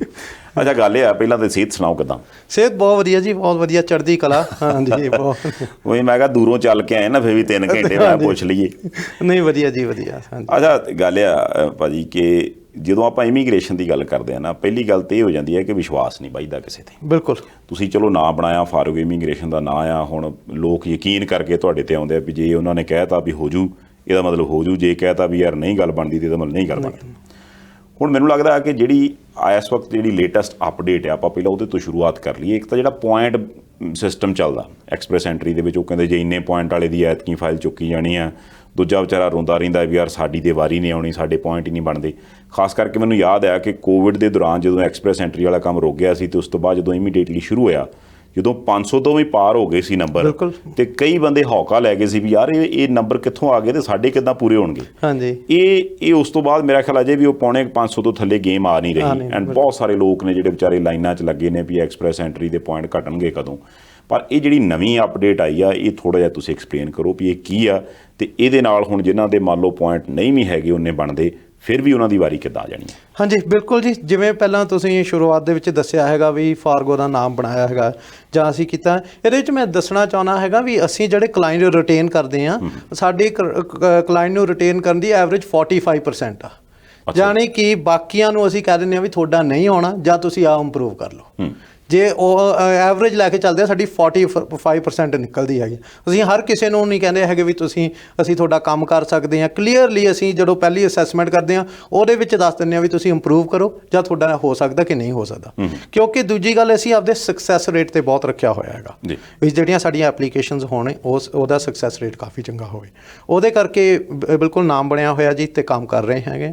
ਦੂਸਰੀ ਜਿਹੜੀ ਆਪਾਂ ਕਹਿੰਦੇ ਹਾਂ, ਅੱਜ ਜਿਹੜੀ ਇੱਕ ਬਹੁਤ ਵੱਡੀ ਚੇਂਜ ਆਈ ਹੈਗੀ ਆ ਐਕਸਪ੍ਰੈਸ ਐਂਟਰੀ ਦੇ ਵਿੱਚ ਰਹੀ ਆ, ਇਹਨੇ ਆਉਂਦੇ ਟਾਈਮ ਦੇ ਵਿੱਚ ਕਾਫੀ ਇੰਪੈਕਟ ਪਾਉਣਾ ਹੈਗਾ ਜੀ। ਓਕੇ, ਐਕਸਪ੍ਰੈਸ ਐਂਟਰੀ ਦੇ ਵਿੱਚ ਆਪਾਂ ਪਹਿਲਾਂ ਵੀ ਸ਼ੋਅ ਕੀਤੇ ਆ, ਉਹਦੇ ਵਿੱਚ ਆਪਾਂ ਦੱਸਿਆ, ਖਾਸ ਕਰਕੇ ਸਟੂਡੈਂਟਸ ਨੂੰ ਦੱਸਿਆ ਸੀਗਾ ਵੀ ਆਉਂਦੇ ਟਾਈਮਸ ਦੇ ਵਿੱਚ ਕਾਫੀ ਚੇਂਜਸ ਆਉਣੀਆਂ ਹੈਗੀਆਂ ਨੇ, ਕਿਉਂਕਿ ਜਿਹੜਾ ਨਵਾਂ ਸਿਸਟਮ ਆ ਰਿਹਾ ਨੌਕ ਤੋਂ ਇਹਨਾਂ ਨੇ ਟੀਅਰ ਸਿਸਟਮ ਦੇ ਵਿੱਚ ਕੀਤਾ ਸੀ, ਉਹਦੇ ਕਰਕੇ ਚੇਂਜਸ ਆਉਣੀਆਂ ਨੇ। ਹੁਣ ਜਿਹੜੀ ਅੱਜ ਸਟੇਟਮੈਂਟ ਆਈ ਆ ਇਮੀਗ੍ਰੇਸ਼ਨ ਮਿਨਿਸਟਰ ਆ, ਉਹਨਾਂ ਦੀ ਸਟੇਟਮੈਂਟ ਆਈ ਆ, ਉਹਨਾਂ ਨੇ ਇਹ ਕਿਹਾ ਹੈਗਾ ਵੀ ਅਸੀਂ ਕੈਟਾਗਰੀ ਵਾਈਜ਼ ਡਰਾ ਕੱਢਿਆ ਕਰਨੇ ਹੈਗੇ ਆ, ਕਿਉਂਕਿ ਇਹਦਾ ਮੇਨ ਫਰਕ ਇਹ ਪੈਣਾ ਹੈਗਾ ਜੀ। ਕੈਨੇਡਾ ਦੇ ਵਿੱਚ ਅੱਗੇ ਆਪਾਂ ਦੇਖਦੇ ਸੀਗੇ, ਕੈਨੇਡਾ ਦੇ ਵਿੱਚ ਜਦੋਂ ਆਪਾਂ ਕਹਿੰਦੇ ਸੀਗੇ ਇੰਜੀਨੀਅਰ ਆ ਜਾਂਦੇ ਆ, ਡਾਕਟਰ ਆ ਜਾਂਦੇ ਆ, IT ਪ੍ਰੋਫੈਸ਼ਨਲਸ ਆ ਜਾਂਦੇ ਆ, ਤੇ ਕੈਨੇਡਾ ਨਾਲ ਇੱਕ ਅਨਫੋਰਚੂਨਟਲੀ ਕੈਨੇਡਾ ਦੇ ਵਿੱਚ ਇਹ ਸੀ ਬਹੁਤ ਵਧੀਆ ਸਕਿੱਲ ਵਾਲੇ ਬੰਦੇ ਇੱਥੇ ਆ ਜਾਂਦੇ ਸੀ, ਪਰ ਉਹ ਆਪਦੇ ਪ੍ਰੋਫੈਸ਼ਨ 'ਚ ਨਹੀਂ ਜਾ ਸਕਦੇ ਸੀਗੇ। ਆਪਾਂ ਇੱਥੇ ਦੇਖਿਆ ਡਾਕਟਰਸ ਆ ਕੇ ਟਰੱਕ ਚਲਾਉਂਦੇ ਸੀ, ਫਿਰ ਕਿਉਂਕਿ ਇਹਨਾਂ ਦੀਆਂ ਆਪਦੀਆਂ ਜਿਹੜੀਆਂ ਸੀ ਸਟਰੋਂਗ ਬਹੁਤ ਸੀ ਐਸੋਸੀਏਸ਼ਨ ਜਿਹੜੀਆਂ ਕੈਨੇਡਾ ਨੇ ਉਹਦੇ ਵਿੱਚ ਸੀਗੀਆਂ। ਹੁਣ ਉਹ ਚੀਜ਼ ਨੂੰ ਦੇਖਦੇ ਹੋਏ ਇੱਕ ਬਹੁਤ ਵਧੀਆ ਇਹਨਾਂ ਨੇ ਉਪਰਾਲਾ ਕਰਨ ਦੀ ਕੋਸ਼ਿਸ਼ ਕੀਤੀ ਹੈਗੀ ਆ ਵੀ ਇੱਥੇ ਜਿਵੇਂ ਆਪਾਂ ਡਰਾ ਸੀਗੇ ਅੱਗੇ 500 ਦਾ ਡਰਾ ਆ ਗਿਆ, 550 ਦਾ ਆ ਗਿਆ, ਉਹਦੇ ਵਿੱਚ ਕਈ ਇਦਾਂ ਦੇ ਆਕੂਪੇਸ਼ਨਸ ਵਾਲੇ ਬੰਦੇ ਆ ਜਾਂਦੇ ਸੀਗੇ ਜੀ, ਜਾਂ ਇੱਥੇ ਸੀਗੇ ਵੀ ਜਿਨ੍ਹਾਂ ਦੀਆਂ ਇੱਥੇ ਜੌਬਸ ਦੀ ਕੈਨੇਡਾ ਦੇ ਹਿਸਾਬ ਨਾਲ ਬਾਹਲੀ ਲੋੜ ਨਹੀਂ ਹੁੰਦੀ ਸੀਗੀ, ਪਰ ਉਹ ਪੁਆਇੰਟ ਸਿਸਟਮ ਸੀ ਇਹਨਾਂ ਦਾ, ਇਮੀਗ੍ਰੇਸ਼ਨ ਇੱਕ ਕਾਨੂੰਨ ਆ, ਉਹ ਕਾਨੂੰਨ ਦੇ ਅੰਡਰ ਉਹਨਾਂ ਨੂੰ ਇਨਵੀਟੇਸ਼ਨ ਮਿਲ ਜਾਂਦਾ ਸੀ, ਉਹ ਕੈਨੇਡਾ ਦੇ ਵਿੱਚ ਹੋ ਜਾਂਦੇ ਸੀ। ਪਰ ਆ ਜਿਹੜੀ ਹੁਣ ਨਵੀਂ ਚੇਂਜ ਆਉਣੀ ਹੈ, ਕੈਟਾਗਰੀ ਵਾਲੇ ਡਰਾ ਆਉਣੇ ਆ, ਇਹਦੇ ਵਿੱਚ ਕੈਨੇਡਾ ਨੇ ਦੇਖਣਾ ਹੈਗਾ ਵੀ ਸਾਨੂੰ ਕਿਹੜੇ ਬੰਦਿਆਂ ਦੀ ਲੋੜ ਆ। ਅੱਛਾ ਜੀ, ਹਾਂਜੀ, ਉਹਦੇ ਵਿੱਚ ਇੱਕ ਤਾਂ ਫਰਕ ਪੈਣਾ ਹੈਗਾ ਵੀ ਜਿਹੜੇ ਬੰਦੇ ਆਉਣਗੇ ਉਹਨਾਂ ਨੂੰ ਇੱਥੇ ਦੀ ਜੌਬ ਮਿਲੂਗੀ, ਉਹਨਾਂ ਦੀ ਪਲੇਸਮੈਂਟ ਸੌਖੀ ਹੋਊਗੀ, ਕਿਉਂਕਿ ਉਹ ਜੌਬਸ ਵਾਕਈ ਇੱਥੇ ਹੋਣੀਆਂ ਹੈਗੀਆਂ ਨੇ। ਤੇ ਦੂਸਰੀ ਗੱਲ ਇਹ ਆ ਵੀ ਇਹਦੇ ਵਿੱਚ ਅੱਗੇ ਇਹ ਹੁੰਦਾ ਸੀ ਜੇ ਕਿਸੇ ਦੀ ਇੰਗਲਿਸ਼ ਬਹੁਤ ਚੰਗੀ ਹੈਗੀ ਆ ਉਹਨੂੰ ਡਰਾ ਹੋ ਜਾਂਦਾ ਸੀ, ਜਾਂ ਕਿਸੇ ਦੀ ਏਜ ਜਿਹੜੀ 30 ਤੋਂ ਘੱਟ ਆ ਉਹਨਾਂ ਨੂੰ, ਜਿਨ੍ਹਾਂ ਦੀ ਏਜ ਜ਼ਿਆਦਾ ਹੋ ਜਾਂਦੀ ਸੀ ਜਾਂ ਇੰਗਲਿਸ਼ ਲੈਵਲ ਇੰਨਾ ਵਧੀਆ ਨਹੀਂ ਹੁੰਦਾ ਸੀ, ਉਹਨਾਂ ਨੂੰ ਡਰਾ ਦੇ ਵਿੱਚ ਇਨਵੀਟੇਸ਼ਨ ਨਹੀਂ ਮਿਲਦਾ ਸੀ, ਚਾਹੇ ਉਹਨਾਂ ਕੋਲ ਕਿੰਨਾ ਵੀ ਐਕਸਪੀਰੀਅੰਸ ਹੋਵੇ, ਚਾਹੇ ਉਹ ਚੀਜ਼ ਦੀ ਕੈਨੇਡਾ ਦੇ ਵਿੱਚ ਕਿੰਨੀ ਵੀ ਡਿਮਾਂਡ ਹੋਵੇ ਜੀ। ਪਰ ਹੁਣ ਜਿਹੜੀ ਚੇਂਜ ਕੀਤੀ ਹੈ ਇਹਨਾਂ ਨੇ ਕੀਤਾ ਹੈਗਾ, ਇਹਦੇ ਵਿੱਚ ਐਗਜ਼ਾਮਪਲ ਦੇਣਾ ਹੈਗਾ ਜੀ, ਵੀ ਐਗਜ਼ਾਮਪਲ ਦੇ ਵਿੱਚ ਇਹਨਾਂ ਨੇ ਹੁਣ ਐਗਰੀਕਲਚਰ ਵਾਲਿਆਂ ਦੇ ਡਰਾ ਕੱਢਣੇ ਹੈਗੇ ਆ ਜੀ। ਠੀਕ ਆ ਜੀ, ਜੇ ਕਿਸੇ ਨੇ ਐਗਰੀਕਲਚਰ ਦਾ ਕੀਤਾ, ਐਗਰੀਕਲਚਰ ਦੇ ਅੱਗੇ ਆਪਾਂ ਦੇਖਿਆ ਐਗਰੀਕਲਚਰ ਦੇ ਸੁਪਰਵਾਈਜ਼ਰ ਵਗੈਰਾ ਹੁੰਦੇ ਸੀਗੇ, ਉਹ ਇੱਥੇ ਬੰਦੇ ਕੰਮ ਕਰਦੇ ਰਹਿੰਦੇ ਸੀ, ਪਰ ਉਹਨਾਂ ਦਾ ਡਰਾ ਦੇ ਵਿੱਚ ਨਾਂ ਨਹੀਂ ਆਉਂਦਾ ਸੀਗਾ। ਹੁਣ ਜਦੋਂ ਇਹਨਾਂ ਨੇ ਇਦਾਂ ਦੇ ਡਰਾ ਕੱਢਣੇ ਆ, ਟਰੱਕ ਡਰਾਈਵਰਸ ਦੇ ਡਰਾ ਕੱਢਣੇ ਆ। ਦੂਸਰੀ ਆ ਕੈਨੇਡਾ ਦੇ ਵਿੱਚ ਹੁਣ ਕੰਸਟਰਕਸ਼ਨ ਜਿਵੇਂ ਬਹੁਤ ਹੁੰਦੀ ਹੈਗੀ ਹੈ ਜੀ, ਕੰਸਟਰਕਸ਼ਨ ਨਾਲ ਟ੍ਰੇਡ ਦੇ ਵਿੱਚ ਇਹਨਾਂ ਨੂੰ ਬੰਦੇ ਨਹੀਂ ਮਿਲਦੇ ਹੈਗੇ ਜੀ, ਟ੍ਰੇਡ ਦੇ ਵਿੱਚ ਆਲਵੇਜ਼ ਇੱਥੇ ਪ੍ਰੋਬਲਮ ਰਹਿੰਦੀ ਹੈਗੀ ਆ। ਹੁਣ ਇਹਨਾਂ ਨੇ ਕਾਰਪੈਂਟਰ ਆ ਜਿਹੜੇ, ਵੈਲਡਰ ਨੇ ਜਿਹੜੇ, ਉਹਨਾਂ ਦੇ ਡਰਾ ਕੱਢਣੇ ਹੈਗੇ ਆ, ਤੇ ਉਹਨਾਂ ਦੇ ਵਿੱਚ ਜਿਹੜੇ ਡਰਾ ਨਿਕਲਣੇ ਹੈਗੇ ਆ, ਉਹਨਾਂ ਦੇ ਵਿੱਚ ਪੁਆਇੰਟ ਸਿਸਟਮ ਜਿਵੇਂ ਅੱਗੇ ਆਪਾਂ ਜਾਂਦੇ 500 ਕਰਦਾ ਜਾਂ 485 ਰਹਿੰਦਾ ਹੈਗਾ, ਉਹਨਾਂ ਨਾਲ ਪੁਆਇੰਟ ਜਿਹੜੇ ਆ ਉਹ ਵਾਕਈ ਘਟਣੇ ਹੈਗੇ ਆ ਜੀ। ਤੇ ਇਹ ਚੀਜ਼ ਦਾ ਬਹੁਤ ਵੱਡਾ ਫਰਕ ਪੈਣਾ ਹੈਗਾ। ਇਸ ਤੋਂ ਬਿਨਾਂ ਜਿਹੜੇ ਹੈਗੇ ਆ ਹੁਣ ਇਹਨਾਂ ਨੇ ਕਈ ਹੈਲਥ ਸੈਕਟਰ ਨੂੰ ਬਹੁਤ ਵੱਡਾ ਫੋਕਸ ਕੀਤਾ ਹੈਗਾ ਜੀ। ਹੈਲਥ ਸੈਕਟਰ ਦੇ ਵਿੱਚ ਨਰਸਿਸ, ਜਿਹੜੇ ਡਾਈਟੀਸ਼ੀਅਨ ਆ ਉਹ ਸਾਰੇ ਇਨਕਲੂਡ ਕੀਤੇ ਹੈਗੇ ਆ, ਕਿਉਂਕਿ ਆਪਾਂ ਜਦੋਂ ਕੋਵਿਡ ਤੋਂ ਬਾਅਦ ਜਿਵੇਂ ਆਪਾਂ ਗੱਲ ਕੀਤੀ, ਕੋਵਿਡ ਦੇ ਵਿੱਚ ਹਰ ਵਰਡ ਦੇ ਵਿੱਚ ਕਿਤੇ ਪਤਾ ਲੱਗ ਗਿਆ ਹੈਗਾ ਵੀ ਹੈਲਥ ਸੈਕਟਰ ਕਿੰਨਾ ਇੰਪੋਰਟੈਂਟ ਹੈਗਾ, ਤੇ ਇਹਦੇ ਵਿੱਚ ਆਮ ਤੌਰ ਤੇ ਕਾਫੀ ਸ਼ਾਰਟੇਜ ਰਹਿੰਦੀ ਹੈਗੀ ਆ ਜੀ। ਉਹਦੇ ਕਰਕੇ ਇਹਨਾਂ ਨੇ ਹੈਲਥ ਨਾਲ ਰਿਲੇਟਡ ਜਿਹੜੇ ਹੈਗੇ ਆ ਬੰਦੇ ਉਹਨਾਂ ਨੂੰ ਕਰਨਾ ਹੈਗਾ ਜੀ। ਫਿਰ ਇਹਦੇ ਵਿੱਚ ਇੰਜੀਨੀਅਰਸ ਨੇ, ਇੰਜੀਨੀਅਰਸ ਨੂੰ ਇਹਨਾਂ ਨੇ ਕੀਤਾ ਗਿਆ ਹੈਗਾ ਜੀ। ਇੱਦਾਂ ਦੀਆਂ ਇਹਨਾਂ ਨੇ 6 ਕੈਟਾਗਰੀ ਬਣਾਈਆਂ ਹੈਗੀਆਂ ਜੀ, ਉਹਨਾਂ ਦੇ ਬੇਸਿਸ ਤੇ ਜਿਹੜੇ ਹੈਗੇ ਆ ਡਰਾ ਕਰਨੇ ਹੈਗੇ ਆ। ਇਹਦੇ ਵਿੱਚ ਇੱਕ ਹੋਰ ਜਿਹੜੀ ਮੇਨ ਗੱਲ ਕੀਤੀ ਹੈਗੀ ਆ, ਉਹ ਇਹਦੇ ਵਿੱਚ ਹੈਗਾ ਵੀ ਫਰੈਂਚ ਨੂੰ, ਜੇ ਤੁਹਾਡੀਆਂ ਫਰੈਂਚ ਸਕਿੱਲਸ ਹੈਗੀਆਂ ਨੇ ਚੰਗੀਆਂ, ਉਹਨਾਂ ਨੂੰ ਵੀ ਕਾਫੀ ਇਹਨਾਂ ਨੇ ਇੰਪੋਰਟੈਂਸ ਦਿੱਤੀ ਹੈਗੀ ਆ ਜੀ। ਉਹਦੇ ਬੇਸਿਸ ਤੇ ਡਰਾ ਦੇ ਵਿੱਚ ਕਾਫੀ ਚਾਂਸਸ ਆ ਵੀ ਤੁਸੀਂ ਇਮੀਗ੍ਰੇਸ਼ਨ ਲੈ ਸਕੋਗੇ। ਮਤਲਬ ਇਹ ਹੋ ਗਿਆ ਕਿ ਵੀ ਜੇ ਅੱਗੇ ਬੰਦਾ ਉਸ ਪੂਲ ਦੇ ਵਿੱਚ ਆ ਗਿਆ, ਉਹਦੀ ਪੜ੍ਹਾਈ ਕਰਕੇ, ਐਕਸਪੀਰੀਅੰਸ ਕਰਕੇ, ABCD ਕਾਰਨਾਂ ਕਰਕੇ ਉਹਦੇ ਪੁਆਇੰਟਸ ਬਣਦੇ ਮੰਨ ਲਓ 500, ਹੁਣ ਉਹਦੇ ਚਾਂਸਿਸ ਅੱਗੇ ਪੂਰੇ ਸੀ, ਪਰ ਹੁਣ ਉਹਦੇ ਵਿੱਚ ਇੱਕ ਛਾਣਨੀ ਲੱਗ ਗਈ। ਬਿਲਕੁਲ, ਉਹ ਹੋ ਸਕਦਾ ਕਿ 500 ਵਾਲੇ ਦੀ ਫਾਈਲ ਉੱਥੇ ਪਈ ਰਹਿ ਜਾਵੇ ਤੇ 450 ਵਾਲੇ ਦਾ ਦਾ ਲੱਗ ਜੇ। ਬਿਲਕੁਲ ਜੀ, 425 ਵਾਲੇ ਦਾ, 400 ਵਾਲੇ ਦਾ ਵੀ ਦਾ ਲੱਗ, 400 ਵਾਲੇ ਦਾ ਵੀ ਦਾ ਲੱਗ ਸਕਦਾ। ਸੋ ਇਹ ਇੱਕ ਨਵੀਂ ਗੱਲ ਇੱਕ ਮੈਂ ਫਿਰ ਤੋਂ ਰਿਪੀਟ ਕਰਦਾ ਤੁਹਾਨੂੰ ਕਿ ਹੁਣ ਤੱਕ ਆਪਾਂ ਇਸੇ ਚੀਜ਼ ਨੂੰ ਰੋਂਦੇ ਫਿਰਦੇ ਸੀ ਕਿ ਜਿਹੜਾ ਪੁਆਇੰਟ ਸਿਸਟਮ ਹੈ ਜੀ, ਉਹ ਪਤਾ ਨਹੀਂ ਵੀ ਕਿਵੇਂ ਪੁਆਇੰਟ ਬਣਦੇ ਨੇ। ਉਹ 500 ਤੋਂ ਵੀ ਪਲੱਸ ਪੁਆਇੰਟ ਜਿੱਦਣ ਬਣੇ ਸੀ ਉਦੋਂ ਬੜੇ ਲੋਕਾਂ ਦਾ ਹੌਕਾ ਨਿਕਲਿਆ ਸੀ ਵੀ ਯਾਰ ਇਹ ਕਿਹੜੇ ਲੋਕ ਨੇ ਤੇ ਕਿਹੜੇ ਹਿਸਾਬ ਨਾਲ ਇਹਨਾਂ ਦੇ ਪੁਆਇੰਟ ਬਣਦੇ ਆ, ਤੇ ਜੇ ਇਸ ਪੁਆਇੰਟ ਸਿਸਟਮ ਦੇ ਹਿਸਾਬ ਨਾਲ ਲੋਕ ਆਪਣੀ ਫਾਈਲ ਦੇਖਦੇ ਰਹੇ, ਉਹਨੂੰ ਮੀਟ ਕਰਨ ਦੀ ਕੋਸ਼ਿਸ਼ ਕਰਦੇ ਰਹੇ, ਤੇ ਵਾਰੀ ਕਿਸੇ ਦੀ ਆਉਣੀ ਨਹੀਂ। ਪਰ ਹੁਣ ਜਿੱਦਾਂ ਅੱਜ ਇਹ ਅਪਡੇਟ ਹੋਈ ਹੈ ਐਂਡ ਆਪਾਂ ਨੂੰ ਗਰੇਵਾਲ ਸਾਹਿਬ ਦੱਸ ਰਹੇ ਨੇ ਇਸ ਵਕਤ ਕਿ ਵੀ ਇਹ ਜਿਹੜੀ ਚੀਜ਼ ਚੇਂਜ ਕੀਤੀ ਹੈ, ਇਹਦੇ ਨਾਲ ਹੋ ਸਕਦਾ ਹੈ ਕਿ ਵੀ ਪੁਆਇੰਟ ਸਿਸਟਮ ਕਿਸੇ ਦੇ ਵੱਧ ਹੋਣ, ਪਰ ਉਹਦੀ ਜੇ ਉਹਨਾਂ ਨੂੰ ਲੋੜ ਨਹੀਂ ਹੈ ਤੇ ਉਹਦੀ ਫਾਈਲ ਨਹੀਂ ਚੁੱਕੀ ਜਾਣੀ। ਇੱਕ ਗੱਲ ਹੋਰ ਸਮਝਾਇਓ ਕਿ ਇਹ ਜਦੋਂ ਮੰਨ ਲਓ ਕਿ ਵੀ ਲੋੜ ਦੇ ਵਿੱਚ ਬੰਦਾ ਫਿੱਟ ਹੋ ਗਿਆ, ਤਾਂ ਉਹ ਜ਼ਰੂਰੀ ਆ ਕਿ ਵੀ ਉਹ ਕੈਨੇਡਾ 'ਚ ਹੋਵੇ ਜਾਂ ਕੈਨੇਡਾ ਤੋਂ ਬਾਹਰ ਵਾਲੇ ਨੂੰ ਵੀ ਇਸੇ ਹੀ ਕੈਟਾਗਰੀ ਦੇ ਨਾਲ ਡੀਲ ਕੀਤਾ ਜਾਊਗਾ? ਬਿਲਕੁਲ ਜੀ, ਇਹਦੇ 'ਚ ਮੈਟਰ ਨਹੀਂ ਕਰਦਾ ਵੀ ਤੁਹਾਡਾ ਐਕਸਪੀਰੀਅੰਸ ਕੈਨੇਡਾ 'ਚ ਜਾਂ ਬਾਹਰ ਆ। ਜੇ ਤੁਹਾਡਾ ਉਹ ਐਕਸਪੀਰੀਅੰਸ ਹੈਗਾ ਤਾਂ ਤੁਸੀਂ ਉਹ ਕੈਟਾਗਰੀ ਦੇ ਵਿੱਚ ਜਿਹੜਾ ਐਲੀਜੀਬਲ ਕਰੋਗੇ। ਇਹਦੇ ਵਿੱਚ ਇੰਗਲਿਸ਼ ਦਾ ਲੈਵਲ ਆ ਜਿਹੜਾ ਤੁਸੀਂ 6 ਰੱਖਿਆ ਹੋਇਆ ਹੈਗਾ ਮੇਨਲੀ, ਉਹ ਤੁਸੀਂ ਮੀਟ ਕਰਨਾ ਹੈਗਾ। ਬਾਕੀ ਤੁਹਾਡਾ ਐਕਸਪੀਰੀਅੰਸ ਮੈਟਰ ਨਹੀਂ ਕਰਦਾ ਹੈਗਾ। ਤਾਂ ਹੀ ਕਰਕੇ ਇਹਨਾਂ ਨੇ ਇਹ ਡਰਾ ਕੱਢੇ ਆ। ਇਹਦੇ ਵਿੱਚ ਬਹੁਤ ਵਧੀਆ ਮੌਕਾ ਮਿਲਣਾ ਹੈਗਾ ਲੋਕਾਂ ਨੂੰ ਜਿਨ੍ਹਾਂ ਦਾ ਬਾਹਰ ਦਾ ਐਕਸਪੀਰੀਅੰਸ ਆ, ਉਹ ਇਹਦੇ ਵਿੱਚ ਆ ਸਕਣਗੇ ਜੀ। ਐਕਸਪੀਰੀਅੰਸ ਕਿੰਨਾ ਮਿਨੀਮਮ? ਮਿਨੀਮਮ ਇਹਨਾਂ ਨੇ ਹੁਣ ਇਹ ਕੀਤਾ ਹੈ ਰੀਸੈਂਟਲੀ, ਆਮ ਤੌਰ ਤੇ ਐਕਸਪ੍ਰੈਸ ਐਂਟਰੀ ਦਾ 1 ਸਾਲ ਦਾ ਐਕਸਪੀਰੀਅੰਸ ਹੁੰਦਾ ਸੀਗਾ ਜੀ। ਪਰ ਇਹ ਜਿਹੜੇ ਨੌਕ ਕੱਢਣਗੇ ਕਿਉਂਕਿ ਇਹਨਾਂ ਨੂੰ ਬੰਦਿਆਂ ਦੀ ਡਿਮਾਂਡ ਆ, ਡਰਾ ਕਾਫੀ ਨੇ। ਇਹਨਾਂ ਨੇ ਪਿਛਲੇ 3 ਸਾਲਾਂ ਦੇ ਵਿੱਚ ਜੇ ਤੁਹਾਡਾ 6 ਮਹੀਨੇ ਦਾ ਐਕਸਪੀਰੀਅੰਸ ਆ ਤਾਂ ਵੀ ਤੁਸੀਂ ਇਸ ਪ੍ਰੋਗਰਾਮ ਵਿੱਚ ਕੁਆਲੀਫਾਈ ਕਰ ਸਕੋਗੇ। ਇੱਕ ਗੱਲ ਹੋਰ ਦੱਸਿਓ, ਹੁਣ ਜੇ ਮੰਨ ਲਓ ਕਿਸੇ ਦੀ ਫਾਈਲ ਆਲਰੇਡੀ ਲੱਗੀ ਹੈ, ਉਹਨੇ ਆਪਣੀ ਫਾਈਲ ਜੋ ਵੀ ਉਹਦਾ ਕ੍ਰਾਈਟੇਰੀਆ ਸੀਗਾ ਉਹਦੇ ਹਿਸਾਬ ਨਾਲ ਉਹ ਪੂਲ 'ਚ ਬੈਠਾ, ਉਹਦਾ ਵੀ ਦਾਅ ਲੱਗ ਸਕਦਾ ਜਾਂ ਫਿਰ ਉਹਨੂੰ ਨਵੇਂ ਸਿਰੇ ਤੋਂ ਕੁਛ ਨਾ ਕੁਛ ਇੱਕ ਵਾਰ ਦੁਬਾਰਾ ਕੁਛ ਚੇਂਜਿਸ ਕਰਕੇ ਦੁਬਾਰਾ ਲੱਗਣਾ ਪਊਗਾ ਲਾਈਨ 'ਚ? ਨਹੀਂ, ਬਿਲਕੁਲ ਜੀ, ਤੁਹਾਨੂੰ ਕੋਈ ਚੇਂਜ ਕਰਨ ਦੀ ਲੋੜ ਨਹੀਂ ਹੈਗੀ ਜੀ। ਜੇ ਤੁਹਾਡੀ ਜਿਹੜੀ ਫਾਈਲ ਹੈ ਨੌਕ ਕੋਡ ਦੇ ਵਿੱਚ ਲੱਗੀ ਹੈਗੀ ਆ ਤਾਂ ਤੁਸੀਂ ਤੁਹਾਨੂੰ ਆਪਣੇ ਆਪ ਹੀ ਅਗਲਾ ਇਨਵੀਟੇਸ਼ਨ ਇਹਦੇ ਵਿੱਚ ਆ ਜਾਣਾ ਹੈਗਾ। ਕਿਉਂਕਿ ਇਹਦਾ ਜਿਹੜਾ ਪੈਟਰਨ ਆਪਾਂ ਨੂੰ ਪਤਾ ਲੱਗੂਗਾ 1-2 ਡਰਾ ਆਉਣ ਤੋਂ ਬਾਅਦ ਪਤਾ ਲੱਗੂਗਾ ਵੀ ਕਿੰਨਾ ਆਉਂਦਾ ਹੈਗਾ। ਪਰ ਇਹਦੇ ਵਿੱਚ ਆਮ ਆ ਵੀ ਤੁਹਾਨੂੰ ਕੋਈ ਚੇਂਜ ਕਰਨ ਦੀ, ਜੇ ਤੁਹਾਡਾ ਇਹ ਨੌਕ ਕੋਡ ਇਹਨਾਂ ਨੇ ਬਹੁਤ ਟਰਾਂਸਪੇਰੈਂਟ ਕੀਤਾ ਜੀ। ਇਹਨਾਂ ਨੇ ਕੈਨੇਡੀਅਨ ਗਵਰਨਮੈਂਟ ਨੇ ਸਾਰੇ ਨੌਕ ਕੋਡ ਜਾਂ ਆਪਾਂ ਟੀਅਰ ਕੋਡ ਉਹਦੇ ਤੇ ਦੱਸੇ ਹੋਏ ਆ ਵੀ ਅਸੀਂ ਕਿਹੜੇ ਡਰਾ ਕੱਢਣੇ ਆ। ਉਹ ਇਹਨਾਂ ਦੀ ਅਸੀਂ ਵੀ ਆਪਦੀ ਵੈਬਸਾਈਟ ਤੇ ਵੀ ਪਾਵਾਂਗੇ ਤੇ ਬਾਕੀ ਜੇ ਤੁਸੀਂ ਦੇਖਣਾ ਚਾਹੁੰਦੇ ਤੁਸੀਂ ਇਹਨਾਂ ਦੀ CIC ਵਾਲਿਆਂ ਦੀ ਵੈਬਸਾਈਟ ਤੇ ਸਾਰੇ ਦੇਖ ਸਕਦੇ ਹੋ ਵੀ ਕਿਹੜੇ ਨੌਕ ਕੋਡ ਆ। ਉਹਦੇ ਤੋਂ ਤੁਸੀਂ ਦੇਖ ਸਕਦੇ ਹੋ ਵੀ ਤੁਸੀਂ ਕੁਆਲੀਫਾਈ ਕਰਦੇ ਹੋ, ਤੁਹਾਡਾ ਜਿਹੜਾ ਨੌਕ ਕੋਡ ਹੈਗਾ ਕੀ ਉਹਦੇ ਵਿੱਚ ਬਣਿਆ ਹੋਇਆ ਹੈਗਾ ਵੀ ਆਲਰੇਡੀ ਤੁਹਾਡੀ ਪ੍ਰੋਫਾਈਲ ਦੇ ਵਿੱਚ ਉਹ ਨੌਕ ਕੋਡ ਹੈਗਾ। ਤੇ ਇਹਦੇ ਵਿੱਚ ਜਿਹੜੀ ਇੱਕ ਹੋਰ ਬਹੁਤ ਵੱਡੀ ਚੇਂਜ ਆਉਣੀ ਹੈ ਜੀ, ਉਹ ਖਾਸ ਕਰਕੇ ਸਟੂਡੈਂਟਸ ਲਈ ਹੈ। ਤੇ ਸਟੂਡੈਂਟਸ ਲਈ ਹੁਣ ਜਿਨ੍ਹਾਂ ਨੇ ਸਟੂਡੈਂਟਸ ਨੇ ਇੰਡੀਆ ਤੋਂ ਆਉਣਾ ਹੈਗਾ ਜਾਂ ਇੱਥੇ ਕਰ ਰਹੇ ਹੈਗੇ ਆ, ਉਹਨਾਂ ਨੂੰ ਆਪਦਾ ਐਕਸਪੀਰੀਅੰਸ ਦੇਖਣਾ ਪੈਣਾ ਹੈਗਾ ਜੀ। ਆਮ ਤੌਰ ਤੇ ਮੈਂ ਸਟੂਡੈਂਟਸ ਨੂੰ ਕਹਿਣਾ ਖਾਸ ਕਰਕੇ ਆਪਣੇ ਜਿਹੜੇ ਨਾਰਥਰਨ ਇੰਡੀਆ ਤੋਂ ਸਟੂਡੈਂਟ ਆਉਂਦੇ ਆ ਵੀ ਟ੍ਰੇਡ ਕੈਨੇਡਾ ਦੇ ਵਿੱਚ ਟ੍ਰੇਡ ਦੀ ਬਹੁਤ ਜ਼ਿਆਦਾ ਡਿਮਾਂਡ ਹੈਗੀ। ਜਿਹੜੇ ਆਪਣੇ ਉੱਥੋਂ ਇੰਡੀਆ ਤੋਂ ਆਉਂਦੇ ਹੈਗੇ ਆ ਉਹਨਾਂ ਵਾਸਤੇ ਸਟੂਡੈਂਟਸ ਖਾਸ ਕਰਕੇ ਜਿਹੜੇ ਹੈਗੇ ਆ, ਉਹ ਤੁਸੀਂ ਟ੍ਰੇਡ ਦੇ ਵਿੱਚ ਜਾਓ, ਮੋਟਰ ਮਕੈਨਿਕ ਦੇ ਵਿੱਚ ਜਾਓ, ਕਾਰਪੈਂਟਰ ਦੇ ਵਿੱਚ ਜਾਓ, ਬਹੁਤ ਜ਼ਿਆਦਾ ਇੱਦਾਂ ਦੀਆਂ ਚੀਜ਼ਾਂ ਹੈਗੀਆਂ ਜਿਨ੍ਹਾਂ ਦੀ ਪੇ ਵੀ ਬਹੁਤ ਵਧੀਆ ਹੈਗਾ ਜੀ। 35, 40, 50 $50 ਤੱਕ ਪੇ ਹੈਗੀ ਆ। ਉਹਦੇ 'ਚ ਤੁਸੀਂ ਆਪਦਾ ਉਹ ਟ੍ਰੇਡ ਦੇ ਵਿੱਚ ਆਓ ਤਾਂ ਤੁਸੀਂ ਇਮੀਗ੍ਰੇਸ਼ਨ ਲੈਣੀ ਤੁਹਾਡੀ ਪ੍ਰੋਬਲਮ ਨਹੀਂ ਰਹਿ ਜਾਂਦੀ ਹੈਗੀ ਕਿਉਂਕਿ ਡਿਮਾਂਡ ਬਹੁਤ ਆ। ਕਿਉਂਕਿ ਜੇ ਤੁਸੀਂ ਕੈਨੇਡਾ ਦੇ ਹਿਸਾਬ ਨਾਲ ਤਿਆਰ ਕਰਕੇ ਆਉਨੇ ਹੋ ਤਾਂ ਫਿਰ ਤੁਹਾਨੂੰ ਜੌਬ ਦੇ ਪਿੱਛੇ ਭੱਜਣਾ ਨਹੀਂ ਪੈਂਦਾ ਹੈਗਾ। ਜੇ ਆਪਾਂ ਸੋਚਦੇ ਹਾਂ ਵੀ ਸੌਖਾ ਪ੍ਰੋਗਰਾਮ ਲੈ ਕੇ ਆ ਕਰੀਏ, ਉਹ ਟਰੈਕ ਜਿਹੜਾ ਹੈਗਾ ਉਹ ਲੰਬਾ ਹੋ ਜਾਂਦਾ ਹੈਗਾ ਇਮੀਗ੍ਰੇਸ਼ਨ ਲੈਣ ਵਾਸਤੇ ਤੇ ਜੌਬ ਵਾਸਤੇ ਵੀ ਹਾਰਡਸ਼ਿਪ ਹੁੰਦੀ ਹੈਗੀ ਹੈ। ਬਿਲਕੁਲ ਸਹੀ। ਸੋ ਕਹਿਣ ਤੋਂ ਭਾਵ ਇਹ ਹੋ ਗਿਆ ਕਿ ਜੇ ਹੁਣ ਤੁਸੀਂ ਕੈਨੇਡਾ 'ਚ ਹੋ ਤਾਂ ਵੀ, ਜੇ ਕੈਨੇਡਾ ਤੋਂ ਬਾਹਰ ਹੋ ਤਾਂ ਵੀ ਇਹ ਜਿਹੜਾ ਐਕਸਪ੍ਰੈਸ ਐਂਟਰੀ ਦਾ ਪੁਆਇੰਟ ਸਿਸਟਮ ਸੀਗਾ ਉਹਦੇ ਵਿੱਚ ਹੋ ਸਕਦਾ ਕਿ ਤੁਹਾਨੂੰ ਪਹਿਲ ਮਿਲ ਜਾਵੇ। ਕਾਰਨ ਇਹ ਹੈ ਕਿ ਹੁਣ ਨਿਰਾ ਪੂਰਾ ਪੁਆਇੰਟਸ ਨਹੀਂ ਦੇਖੇ ਜਾਣਗੇ, ਇਹ ਦੇਖਿਆ ਜਾਊਗਾ ਕਿ ਕਿਸ ਟ੍ਰੇਡ ਦੀ, ਕਿਸ ਬੰਦੇ ਦੀ ਜਾਂ ਕਿਸ ਆਕੂਪੇਸ਼ਨ ਦੀ ਸਾਨੂੰ ਲੋੜ ਆ ਤੇ ਉਹਦੇ ਹਿਸਾਬ ਨਾਲ ਜਿਹੜਾ ਹੈ ਉਹਦੇ ਵਿੱਚ ਕੰਮ ਬਣ ਸਕਦਾ। ਇੱਕ ਚੀਜ਼ ਹੋਰ ਦੱਸਿਓ, ਤੁਸੀਂ ਕੁਦਰਤੀ ਆਏ ਹੋ, LMIA ਇੱਕ ਸ਼ਬਦ ਇੱਕ ਐਸਾ ਬਣ ਗਿਆ ਮੇਰਾ ਖਿਆਲ ਵੀ ਹੁਣ ਤਾਂ ਹੋ ਸਕਦਾ ਵੀ ਜਿਹੜੇ ਘਰਾਂ ਵਾਲੇ ਬਜ਼ੁਰਗ ਆ ਉਹਨਾਂ ਨੂੰ ਪਤਾ ਹੈ ਨਾ। ਉਹ ਪਹਿਲਾਂ ਮਾਈਆਂ ਨੂੰ ਪਤਾ ਲੱਗਿਆ ਸੀ, ਉਹ ਕਹਿੰਦੇ ਹਾਂ ਪੁੱਤ ਉਹ ਨਾ ਅੰਗਰੇਜ਼ੀ ਦੇ ਬੈਂਡ ਬੂੰਡ ਜੇ ਲੈਣੇ ਆ ਤੇ ਫਿਰ ਮੁੰਡੇ ਚਲੇ ਜਾਣਾ ਹੈ ਨਾ। ਜੇ ਕੋਈ ਉੱਧਰ ਚਲੇ ਜਾਵੇ, ਮੰਨ ਲਓ ਕੈਨੇਡਾ ਆ ਗਿਆ, ਫਿਰ ਆਣਾ ਉਹ ਨਾ ਹੁਣ ਕੋਈ LMIA ਕੋ ਲੈਣਾ ਤੇ ਫਿਰ ਗੱਲ ਬਣਨੀ। ਇਹ ਜਿਹੜਾ LMIA ਸੀਗਾ, ਥੋੜ੍ਹਾ ਜਿਹਾ ਮੈਨੂੰ ਲੱਗਦਾ ਕਿ ਤੁਸੀਂ ਇਹਦੀ ਬੈਕਗਰਾਊਂਡ ਵੀ ਸਮਝਾ ਦਿਓ ਕਿ ਸਰਕਾਰ ਨੇ ਇਹ ਜਿਹੜੀ ਫੈਸਿਲਿਟੀ ਆ ਜਾਂ ਇਹ LMIA ਆ ਇਹ ਲਿਆਂਦਾ ਕਿਉਂ ਸੀ ਤੇ ਇਸ ਵਕਤ ਜਿਸ ਖਲਜਗਣ 'ਚ ਫਸ ਗਿਆ ਜਾਂ ਆਪਣੇ ਵਾਲੀ ਕਮਿਊਨਿਟੀ ਵੀ ਫਸ ਗਈ ਹੈ ਜਾਂ ਜਿਹੜਾ ਬੰਦੇ ਨੇ ਇਮੀਗ੍ਰੇਸ਼ਨ ਲੈਣੀ ਉਹ ਵੀ ਫਸਿਆ ਖੜਾ, ਇਹ ਨਿਕਲ ਵੀ ਸਕੂਗਾ ਇਹਦੇ 'ਚੋਂ? LMIA ਜਿਹੜਾ ਐਕਚੁਅਲੀ ਕੀ ਸੀ, ਇੱਕ ਫੈਸਿਲਿਟੀ ਦਿੱਤੀ ਸੀ ਕੈਨੇਡੀਅਨ ਗੌਰਮੈਂਟ ਨੇ ਕੈਨੇਡੀਅਨ EMPLOYERS ਨੂੰ। ਕਿਉਂਕਿ ਇਹ ਜ਼ਿਆਦਾਤਰ ਜਿਹੜਾ ਸੀਗਾ ਜਦੋਂ ਆਇਆ ਇਹ 2007-8 ਤੋਂ ਵਿੱਚੋਂ ਸਟਾਰਟ ਹੋਏ ਸੀਗੇ ਜੀ। ਇਹ ਪ੍ਰੋਸੈਸ ਸੀ ਵੀ ਜਦੋਂ ਕੈਨੇਡੀਅਨ EMPLOYER ਨੂੰ ਕੋਈ ਬੰਦੇ ਨਹੀਂ ਮਿਲਦੇ ਹੈਗੇ ਜਿਹਦੇ ਬੇਸਿਸ ਤੇ ਵੀ ਉਹ ਕੈਨੇਡਾ ਦੇ ਵਿੱਚ ਕੋਈ ਫੋਰਨ ਵਰਕਰ ਨੂੰ ਸੱਦ ਸਕਦਾ ਤੇ ਆਪਦਾ ਕੰਮ ਕਰਾ ਸਕਦਾ ਜਾਂ ਕੋਈ ਉੱਦਾਂ ਦੇ ਕੰਮ ਜਿਹੜੇ ਕਿ ਕੈਨੇਡੀਅਨ ਨਹੀਂ ਕਰਨਾ ਚਾਹੁੰਦੇ ਹੈਗੇ, ਉਹਦੇ ਵਾਸਤੇ ਸੀਗੇ। ਇਹ ਪਹਿਲਾਂ ਸੀਗਾ ਇਹਨੂੰ LMO ਕਹਿੰਦੇ ਸੀਗੇ, ਹੁਣ LMIA ਕਹਿ ਦਿੰਦੇ ਆ, ਲੇਬਰ ਮਾਰਕੀਟ ਇੰਪੈਕਟ ਅਸੈਸਮੈਂਟ। ਵੀ ਇਹਦਾ ਮਤਲਬ ਹੈਗਾ ਵੀ ਕੈਨੇਡੀਅਨ ਵੀ ਇੱਕ ਇਹ ਜਿਹੜੇ LMIA ਹੈਗੀ ਆ ਇਹ ਡਿਫਰੈਂਟ ਡਿਪਾਰਟਮੈਂਟ ਹੈ। ਇਮੀਗ੍ਰੇਸ਼ਨ ਨਹੀਂ ਦਿੰਦਾ, ਸਰਵਿਸ ਕੈਨੇਡਾ ਹੈਗਾ ਉਹਦੇ ਤੋਂ EMPLOYER ਆਪਦਾ ਅਪਰੂਵ ਕਰਵਾਉਂਦਾ ਹੈਗਾ ਜੀ। ਉਹਦੇ ਤੋਂ ਅਪਰੂਵ ਕਰਵਾ ਕੇ ਫਿਰ ਉਸ ਤੋਂ ਬਾਅਦ ਜਿਹੜੀਆਂ ਹੈਗੀਆਂ LMIA ਫਿਰ ਬੰਦੇ ਦਾ ਵਰਕ ਪਰਮਿਟ ਲੱਗਦਾ ਹੈਗਾ ਜੀ, ਜਿਹੜੇ ਇੰਡੀਵਿਜੂਅਲ ਨੇ ਆਉਣਾ। ਹੁਣ LMIA ਜਿਹੜਾ ਹੈਗਾ, LMIA ਹੁਣ ਰੈਦਰ ਦੈਨ ਜੋ ਕੁਛ ਹੁਣ ਜਿਹੜੇ ਸਿਨੈਰੀਓ ਦੇ ਵਿੱਚ ਚੱਲ ਰਿਹਾ ਹੈਗਾ, LMIA ਇੱਕ ਕਨਵੀਨੀਅੰਸ ਬਣਾ ਦਿੱਤੀ ਹੈ ਵੀ ਕੈਨੇਡਾ ਦੀ ਇਮੀਗ੍ਰੇਸ਼ਨ ਲੈਣ ਵਾਸਤੇ।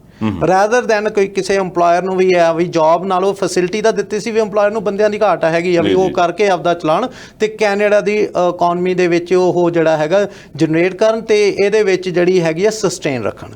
ਪਰ ਹੁਣ LMIA ਜਿਹੜੀ ਹੈਗੀ ਆ LMIA ਇਹ ਹੋ ਗਿਆ ਹੈਗਾ ਪ੍ਰੋਵੀਜ਼ਨ ਕਨਵੀਨੀਅੰਸ ਆਫ ਇਮੀਗ੍ਰੇਸ਼ਨ ਬਣ ਗਿਆ ਕਾਫੀ ਹੱਦ ਤੱਕ। ਇਹ ਕਾਫੀ ਇਹਦੇ ਵਿੱਚ ਕਰਦੇ ਹੈਗੇ ਆ ਵੀ ਹਾਂਜੀ ਅਸੀਂ ਤੁਹਾਨੂੰ LMIA ਲੈ ਕੇ ਆ ਕਰ ਦਿੰਦੇ ਆ।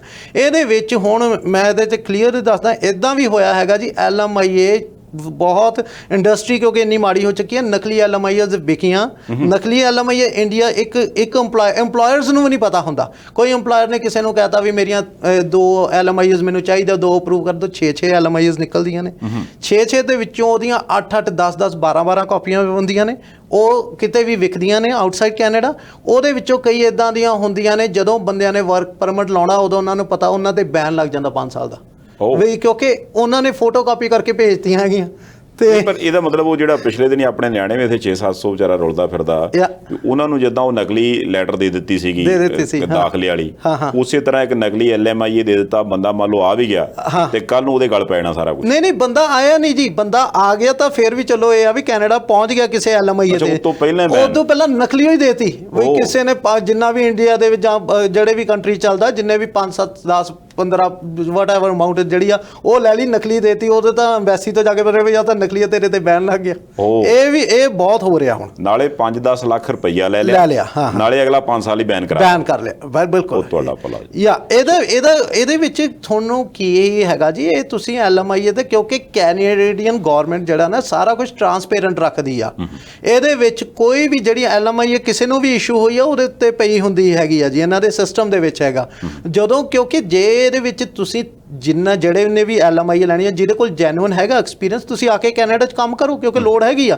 ਪਰ ਇਹਦੇ ਵਿੱਚ ਤੁਸੀਂ ਆਪ ਅਵੇਅਰ ਹੋਵੋ ਕਿ ਤੁਹਾਨੂੰ LMIA ਕੀ ਵਾਕਈ ਤੁਹਾਨੂੰ ਕੁਆਲੀਫਾਈ ਕਰਦੀ ਹੈਗੀ ਆ ਇਹਦੀਆਂ ਟਰਮਸ ਐਂਡ ਕੰਡੀਸ਼ਨਸ ਕੀ ਹੈਗੀਆਂ ਠੀਕ ਆ ਨਾ ਉਹਦੇ ਬੇਸਿਸ ਤੇ ਵਰਕ ਪਰਮਿਟ ਲੱਗਣੇ ਹੈਗੇ ਆ। ਐ ਨਹੀਂ ਵੀ LMIA ਲੈ ਲਈ ਤੁਸੀਂ ਕੈਨੇਡਾ ਦੀ PR ਲੈ ਲਈ। ਆਮ ਤੌਰ ਤੇ ਉਹ ਕਹਿੰਦੇ ਵੀ ਆਮ ਤੌਰ ਤੇ ਹੁਣ ਇੰਨਾ ਮਾੜਾ ਹਾਲ ਹੋਇਆ ਪਿਆ ਜੀ ਉਹ ਕਹਿੰਦੇ ਵੀ ਜੇ ਕੋਈ ਕਲਾਇੰਟ ਆਵੇ ਉਹਨੂੰ ਸੀਟ ਤੇ ਬੈਠੇ ਨੂੰ ਸਿਟੀਜ਼ਨ ਬਣਾ ਦਿਓ ਠੀਕ ਹੈ ਨਾ ਵੀ ਸੁਪਨਾ ਵੇਚਦੇ ਹੋ ਵੀ ਉਹੀ ਹੈਗਾ ਵੀ ਜਦੋਂ ਆ ਕੇ ਬੈਠ ਗਿਆ ਇਹਦੇ ਵਿੱਚ ਦੋਨੋਂ ਤਰ੍ਹਾਂ ਹੈਗਾ ਜੀ ਜਿਹਨੇ ਕਰਨਾ ਹੈਗਾ ਇੱਥੇ ਡਿਮਾਂਡ ਹੈਗੀ ਆ ਕੈਨੇਡਾ ਦੇ ਵਿੱਚ ਠੀਕ ਆ। ਜੈਨੂਇਨ LMIA ਤੇ ਤੁਸੀਂ ਆਓ ਪਰ ਤੁਸੀਂ ਆਪ ਅਵੇਅਰ ਹੋਵੋ ਤੁਹਾਨੂੰ ਕਿਹੜੇ ਪ੍ਰੋਗਰਾਮ ਦੇ ਵਿੱਚ ਤੁਸੀਂ ਹੋਣਾ ਹੈਗਾ। ਜਦੋਂ ਵੀ ਤੁਸੀਂ LMIA ਜਾਣਾ ਜੇ ਤੁਹਾਡਾ ਪਰਪਸ ਕੈਨੇਡਾ ਦੇ ਵਿੱਚ PR ਹੋਣਾ ਤਾਂ ਪਹਿਲਾਂ ਪੁੱਛੋ ਵੀ ਤੁਸੀਂ PR ਕਿਵੇਂ ਹੋਵੋਗੇ ਠੀਕ ਆ ਨਾ।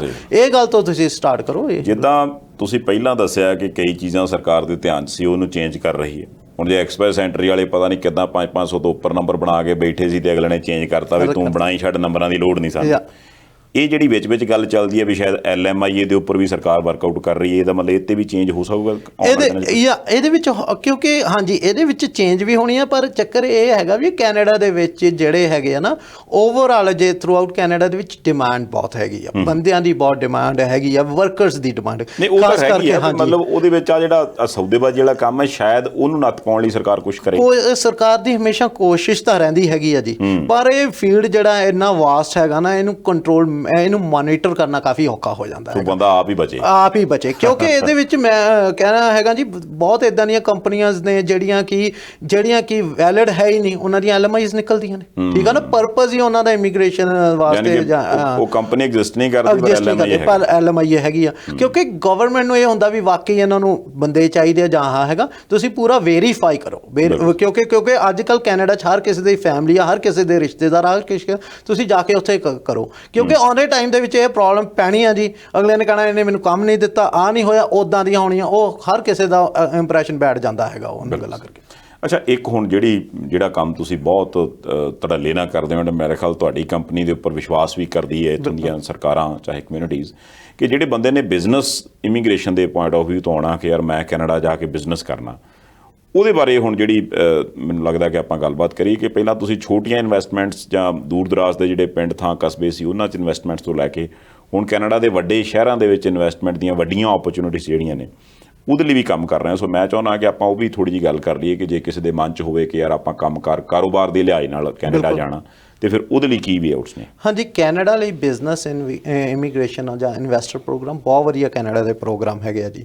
ਕੈਨੇਡਾ ਨੇ ਇਹਦੇ ਵਿੱਚ ਇਹ ਜ਼ਰੂਰ ਹੈਗਾ ਜੀ ਵੀ ਜੇ ਤੁਹਾਡੇ ਕੋਲ ਜੈਨੂਅਨ ਐਕਸਪੀਰੀਅੰਸ ਹੈਗਾ, ਕਿਉਂਕਿ ਕੈਨੇਡੀਅਨ ਗਵਰਨਮੈਂਟ ਇਹ ਪੱਕਾ ਦੇਖਦੀ ਹੈ ਤੁਹਾਡੇ ਕੋਲ ਜੈਨੂਅਨ ਐਕਸਪੀਰੀਅੰਸ ਆ। ਇਹ ਪ੍ਰੋਗਰਾਮ ਉਹਨਾਂ ਵਾਸਤੇ ਆ ਜਿਹੜੇ ਵਾਕਈ ਜਿਹੜੇ ਬਿਜ਼ਨਸ ਕਰਦੇ ਆ ਤੇ ਕੈਨੇਡਾ 'ਚ ਆ ਕੇ ਬਿਜ਼ਨਸ ਕਰਨਾ ਚਾਹੁੰਦੇ ਆ ਜੀ। ਠੀਕ ਆ, ਇਹਦੇ ਵਿੱਚ ਜਿਹੜੀ ਹੋ ਜਾਂਦੀ ਹੈ ਇਮੀਗ੍ਰੇਸ਼ਨ ਸੈਕੰਡਰੀ ਰਹਿ ਜਾਂਦੀ ਹੈ। ਇਮੀਗ੍ਰੇਸ਼ਨ ਤਾਂ ਮਿਲ ਹੀ ਜਾਣੀ ਹੈ, ਇਮੀਗ੍ਰੇਸ਼ਨ ਦੀ ਪ੍ਰੋਬਲਮ ਨਹੀਂ ਹੈਗੀ ਜੇ ਤੁਸੀਂ ਉਹਨਾਂ ਦੀ ਐਲੀਜੀਬਿਲਟੀ ਮੀਟ ਕਰਦੇ ਹੋ। ਇਹਦੇ ਵਿੱਚ ਜਿਹੜੇ ਇਹ ਪ੍ਰੋਗਰਾਮ ਹੈਗੇ ਆ ਜੀ, ਇਹਦੇ ਵਿੱਚ ਪਹਿਲਾਂ ਸੀਗਾ ਇਹਦੇ 'ਚ BC ਜਿਹੜਾ ਬ੍ਰਿਟਿਸ਼ ਕੋਲੰਬੀਆ ਉਹ ਕਾਫੀ ਅਗਰੈਸਿਵਲੀ ਇਹਦੇ ਵਿੱਚ ਇਨਵੈਸਟਮੈਂਟ ਕਰਵਾ ਰਿਹਾ ਸੀਗਾ ਜੀ। ਤੇ ਇਹਦੇ ਵਿੱਚ ਜਿਹੜਾ ਹੈਗਾ ਪਹਿਲਾਂ ਉਹਨਾਂ ਨੇ ਈਵਨ ਅਸੀਂ ਉੱਥੇ ਕਈ ਜਗ੍ਹਾ ਤੇ ਇਨਵੈਸਟਮੈਂਟਸ ਕਰਾਈਆਂ ਨੇ ਜਿੱਥੇ ਕਿ 100,000 ਦੇ ਆਪਾਂ ਕਈ ਪ੍ਰੋਗਰਾਮ ਕੀਤੇ, $1,00,000 ਲਾਓ ਤੁਸੀਂ ਇਮੀਗ੍ਰੇਸ਼ਨ ਲਾਓ। ਇਹਦੇ ਵਿੱਚ ਕਾਫੀ ਬੰਦੇ ਸਾਡੇ ਆ ਗਏ। ਪ੍ਰੋਸੈਸ ਜਿਹੜਾ ਹੈਗਾ ਵਰਕ ਪਰਮਿਟ ਦਾ ਜਿਹੜਾ ਪ੍ਰੋਸੈਸ ਆ 6 ਤੋਂ 8 ਮਹੀਨੇ ਦਾ ਪ੍ਰੋਸੈਸ ਚੱਲ ਰਿਹਾ ਹੈਗਾ ਜੀ ਹੋਏ। ਤੇ ਇੱਕ ਬ੍ਰਿਟਿਸ਼ ਕੋਲੰਬੀਆ ਦਾ ਪ੍ਰੋਗਰਾਮ ਹੋਰ ਹੈਗਾ ਜੀ ਜਿਹਦੇ ਵਿੱਚ ਅੱਗੇ ਇਹਨਾਂ ਨੇ ਕੀਤਾ ਸੀ ਵੀ ਤੁਸੀਂ $1,00,000 ਲਾ ਕੇ ਆ ਕਰੋ। ਹੁਣ ਇਹਨਾਂ ਨੇ ਕੀਤਾ ਵੀ ਤੁਸੀਂ $2-2.5 ਲੱਖ ਲਾਓ। ਉਹਦੇ 'ਚ ਕੋਈ ਤੁਹਾਡੀ ਉਹ ਨਹੀਂ ਹੈਗੀ, ਜਿੱਥੇ ਮਰਜ਼ੀ ਤੁਸੀਂ ਇਨਵੈਸਟਮੈਂਟ ਕਰੋ। ਠੀਕ ਆ ਜੀ, ਇਹ ਬਹੁਤ ਵਧੀਆ ਪ੍ਰੋਗਰਾਮ ਹੈਗੇ ਆ ਜੀ। ਉਸ ਤੋਂ ਬਿਨਾਂ ਅਲਬਰਟਾ ਨੇ ਵੀ ਹੁਣ ਅਲਬਰਟਾ ਦੇ ਵਿੱਚ ਅਸੀਂ ਇਨਵੈਸਟਮੈਂਟਸ ਕਰਵਾਈਆਂ ਹੈਗੀਆਂ ਜੀ। ਅਲਬਰਟਾ ਦੇ ਵਿੱਚ ਬਹੁਤ ਵਧੀਆ ਪ੍ਰੋਗਰਾਮ ਆ ਜਿੱਥੇ ਤੁਸੀਂ $1,00,000 ਪਲੱਸ ਲਾ ਕੇ ਤੁਸੀਂ ਕਰ ਸਕਦੇ ਹੋ। ਇਹਦੇ ਵਿੱਚ ਮੈਂ ਦੱਸਣਾ ਚਾਹੁੰਦਾ ਬਿਜ਼ਨਸ ਕਿਹੜੇ ਹੋ ਜਾਂਦੇ ਆ ਜੀ। ਬਿਜ਼ਨਸ ਇਹਦੇ ਵਿੱਚ ਕੋਈ ਵੀ ਤੁਸੀਂ ਆਪਦਾ ਕਰਦੇ ਹੈਗੇ ਹੋ ਬਿਜ਼ਨਸ। ਹੁਣ ਜਿਹੜੀਆਂ ਸਾਡੀਆਂ ਹੋਈਆਂ ਹੈਗੀਆਂ ਇਨਵੈਸਟਮੈਂਟ ਅਸੀਂ ਕਿਚਨ ਕੈਬਨਿਟਸ ਦੇ ਵਿੱਚ ਕਰਵਾਈਆਂ ਨੇ। ਹੁਣ ਜਿਹੜੇ ਹੈਗੇ ਆ ਜਿਵੇਂ ਮੈਨ ਕਲੋਥਿੰਗ ਸਟੋਰ ਆ ਉਹਦੇ ਵਿੱਚ ਹੋ ਜਾਂਦੇ ਹੈਗੇ ਆ ਜੀ। ਹੁਣ ਇੱਕ ਅਸੀਂ ਇਨਵੈਸਟਮੈਂਟ ਕਰਵਾ ਰਹੇ ਹਾਂ ਉਹ ਫ੍ਰੈਗਨੈਂਸ ਸਟੋਰ, ਜਿਵੇਂ ਆਪਣੇ ਮਾਲ ਹੁੰਦੀ ਆ ਉਹਦੇ ਵਿੱਚ ਉਹਨਾਂ ਨੇ ਜਿਹੜੇ ਪਰਫਿਊਮ ਵਗੈਰਾ ਫ੍ਰੈਗਨੈਂਸ ਵਗੈਰਾ ਲੈ ਕੇ ਉਹ ਲਾਈਟ ਕਾਫੀ ਮਹਿੰਗੇ ਜਿਹੜੇ ਹੈਗੇ ਆ ਜਿਵੇਂ $200-250 ਦੇ ਇੱਦਾਂ ਦੀ ਉਹ ਕਾਫੀ ਡਿਮਾਂਡ ਆ ਕੈਨੇਡਾ ਦੇ ਵਿੱਚ ਹੈ ਨਾ ਉਹ ਚੀਜ਼ਾਂ ਦੇ। ਤੇ ਉਸ ਤੋਂ ਬਿਨਾਂ ਜਿਹੜੇ ਹੈਗੇ ਆ ਤੁਸੀਂ ਇੱਥੇ ਲੀਕਰ ਸਟੋਰ ਵਗੈਰਾ ਖੋਲ੍ਹ ਸਕਦੇ ਹੈਗੇ ਹੋ। ਤੇ ਮੇਨ ਇਹ ਆ ਵੀ ਜੇ ਤੁਸੀਂ ਜਿਵੇਂ ਕੋਈ ਇੰਡੀਆ ਦੇ ਵਿੱਚ ਜਾਂ ਕਿਤੇ ਵੀ ਬਾਹਰ ਕੋਈ ਹੈਗਾ ਜਿਵੇਂ ਜੀ ਕੋਈ ਕੰਪਨੀ ਮਠਿਆਈ ਦੀ ਕੰਪਨੀ ਹੈਗੀ ਆ ਕੋਈ ਬ੍ਰਾਂਡ ਵਧੀਆ ਹੈਗਾ ਉਹ ਆਪਦਾ ਇੱਥੇ ਕੈਨੇਡਾ ਦੇ ਵਿੱਚ ਕੰਮ ਸਟਾਰਟ ਕਰ ਸਕਦੇ ਹੈਗੇ ਆ ਜੀ। ਇੱਦਾਂ ਦੇ ਕਾਫੀ ਹੈਗੇ ਆ ਜਿਹੜੇ ਤੁਸੀਂ ਆਪਦੇ ਹੈਗੇ ਆ ਵੀ ਤੁਸੀਂ ਕੈਨੇਡਾ ਦੇ ਵਿੱਚ ਵਾਕਈ ਇਨਵੈਸਟ ਕਰਕੇ ਆਪਦਾ ਕੰਮ ਵੀ ਚਲਾ ਸਕਦੇ ਹੋ ਤੇ ਪਰਮਾਨੈਂਟ ਇਮੀਗ੍ਰੇਸ਼ਨ ਲੈ ਸਕਦੇ ਹੋ। ਇਹਦੇ ਬਾਰੇ ਜੇ ਤੁਸੀਂ ਸਾਡੇ ਨਾਲ ਪ੍ਰੋਫਾਈਲ ਆਪਦੀ ਸ਼ੇਅਰ ਕਰੋ, ਅਸੀਂ ਤੁਹਾਨੂੰ ਜਿਹੜੇ ਉੱਥੇ ਦੇ ਜਿਹੜੇ ਜਿਨ੍ਹਾਂ ਨੇ ਹੈਗੇ ਆ ਟਾਊਨ ਦੇ ਇਕਨੋਮਿਕਲ ਡਿਵੈਲਪਮੈਂਟ ਆਫਿਸਰ ਉਹਨਾਂ ਨਾਲ ਤੁਹਾਡੀ ਡਾਇਰੈਕਟ ਮੀਟਿੰਗ ਕਰਵਾਵਾਂਗੇ। ਉਹਨਾਂ ਜਾ ਕੇ ਤੁਹਾਨੂੰ ਸਾਰਾ ਕੁਝ ਟਰਾਂਸਪੇਰੈਂਟ ਹੋਊਗਾ ਵੀ ਕਿੰਨਾ ਕਿਉਂਕਿ ਆਮ ਤੌਰ 'ਤੇ ਜਦੋਂ ਬੰਦਾ ਬਾਹਰ ਬੈਠਾ ਉਹਨੂੰ ਕੈਨੇਡਾ ਦੇ ਬਿਜ਼ਨਸ ਦਾ ਨਹੀਂ ਪਤਾ ਵੀ ਮੈਨੂੰ ਕਿੰਨਾ ਪ੍ਰੋਫਿਟ ਹੋਊਗਾ, ਮੈਨੂੰ ਵੀ ਮੇਰੀ ਖਰਚਾ ਕਿੰਨਾ ਹੋਣਾ, ਮੇਰਾ ਕੰਮ ਚੱਲੂ ਕਿ ਨਹੀਂ ਚੱਲੂ। ਇਹ ਮੇਨ ਪ੍ਰੋਬਲਮ ਹੁੰਦੀ ਹੈਗੀ ਆ ਜੀ। ਇਹ ਕੰਸਰਨ ਹੁੰਦਾ ਜਿਹੜਾ ਕਿ ਬਿਲਕੁਲ ਜੈਨੂਅਨ ਹੈਗਾ। ਉਹਦੇ ਬਾਰੇ ਤੁਸੀਂ ਆਪਦਾ ਸਾਡੇ ਨਾਲ ਆਪਦੀ ਪ੍ਰੋਫਾਈਲ ਤੁਸੀਂ ਗੱਲ ਕਰੋ, ਸਾਡੇ ਨਾਲ ਪ੍ਰੋਫਾਈਲ ਸ਼ੇਅਰ ਕਰੋ। ਅਸੀਂ ਤੁਹਾਨੂੰ ਸਾਰੀ ਇਨਫੋਰਮੇਸ਼ਨ ਦੱਸਾਂਗੇ ਵੀ ਉੱਥੋਂ ਕਿਹੜਾ ਬਿਜ਼ਨਸ ਚੱਲੂ, ਤੁਹਾਨੂੰ ਕਿੰਨਾ ਪ੍ਰੋਫਿਟ ਹੋਊ।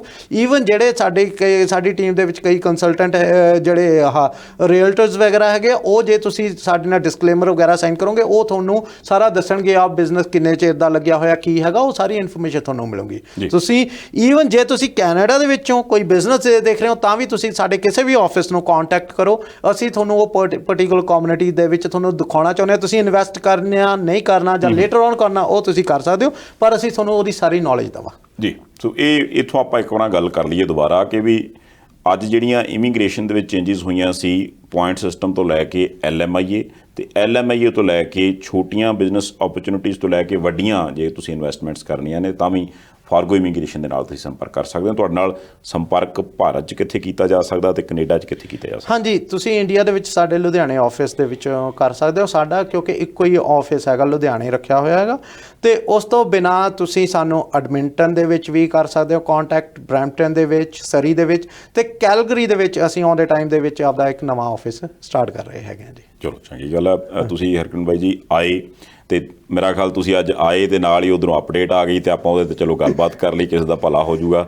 ਇੱਦਾਂ ਆਉਂਦੇ ਜਾਂਦੇ ਰਿਹਾ ਕਰੋ। ਬੜਾ ਚੰਗਾ ਲੱਗਾ ਤੁਸੀਂ ਸਮਾਂ ਕੱਢਿਆ, ਧੰਨਵਾਦ। ਹਾਂਜੀ, ਥੈਂਕ ਯੂ ਜੀ, ਥੈਂਕ ਯੂ ਤੁਹਾਡੀ ਸਾਰੀ ਟੀਮ ਦਾ ਤੇ ਸਾਰੇ ਸਰੋਤਿਆਂ ਦਾ ਥੈਂਕਸ ਲੋਟ।